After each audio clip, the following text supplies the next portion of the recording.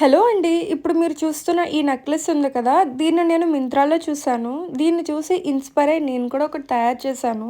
అదెలా తయారు చేశానో ఈ వీడియోలో చూపించబోతున్నాను. ఫస్ట్ ఒక వైట్ పేపర్ తీసుకోవాలి. దీని మీద ఒక పెద్ద సర్కిల్ డ్రా చేసుకోవాలి. ఈ సర్కిల్ మన నెక్‌కి సరిపోయేంత ఉండాలి. ఇలా డ్రా చేసుకున్న తర్వాత ఇప్పుడు నేను ఇక్కడ ₹5 కాయిన్ ఒకటి తీసుకున్నాను చిన్నగా ఉండేది. దీంతో హాఫ్ సర్కిల్ డ్రా చేసుకోవాలి. ఇలా డ్రా చేసుకున్న తర్వాత వీడియోలో చూపిస్తున్నట్టు డ్రా చేయాలి. ఇది నెక్లెస్కి ఒకవైపు మాత్రమే, అంటే నెక్లెస్ని మిడిల్లోకి ఫోల్డ్ చేస్తే ఎంత లెంత్ వస్తుందో అంత లెంత్ డ్రా చేసుకోవాలి. డ్రా చేసుకున్న తర్వాత షేప్ అయితే ఇలా రావాలి. ఇప్పుడు దీన్ని ఇలా కట్ చేసుకోవాలి. ఇలా కట్ చేసుకున్న తర్వాత ఇప్పుడు నేను బక్రం తీసుకున్నాను. ఇది టైలరింగ్ మెటీరియల్స్ అమ్మే షాప్లో ఉంటుంది. నేనైతే ఇక్కడ కొంచెం థిన్గా ఉండేదే తీసుకున్నాను.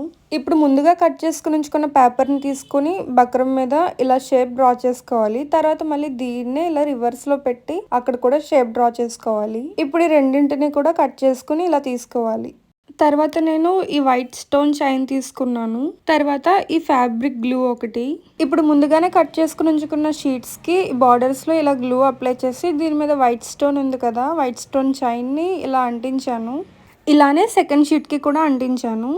వీటి నేమ్ నాకు తెలియదు, కానీ ఈ షేప్లో ఉన్న చిప్స్ని తీసుకున్నాను.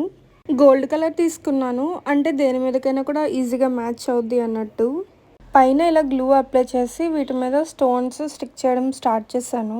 అంత లెంత్ వీడియో ఎందుకని చెప్పి క్లిప్స్ని ఇలా షార్ట్ చేసి పెట్టాను.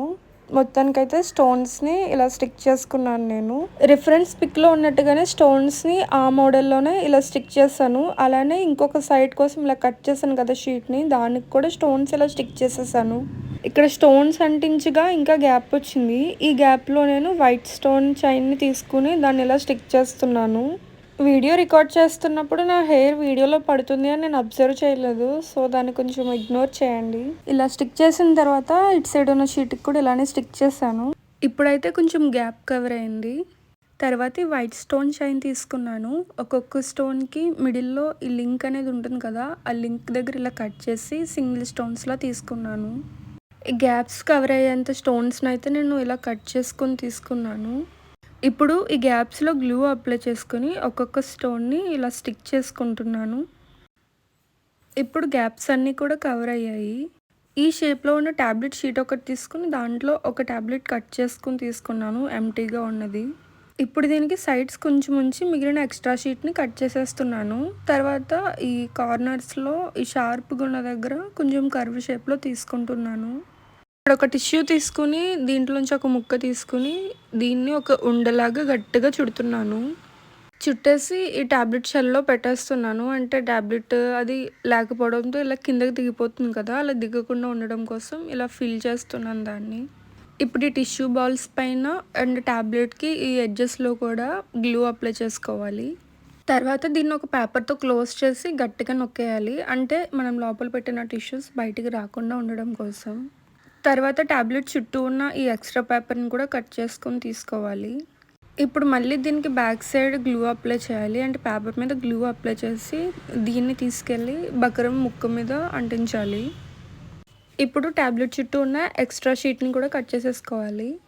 ఇప్పుడు 2 ఐపిన్స్ తీసుకున్నాను. వీటిని హాఫ్ కన్నా కొంచెం పైకే కట్ చేశాను. అలా ఎందుకు కట్ చేశానో కూడా చెప్తాను.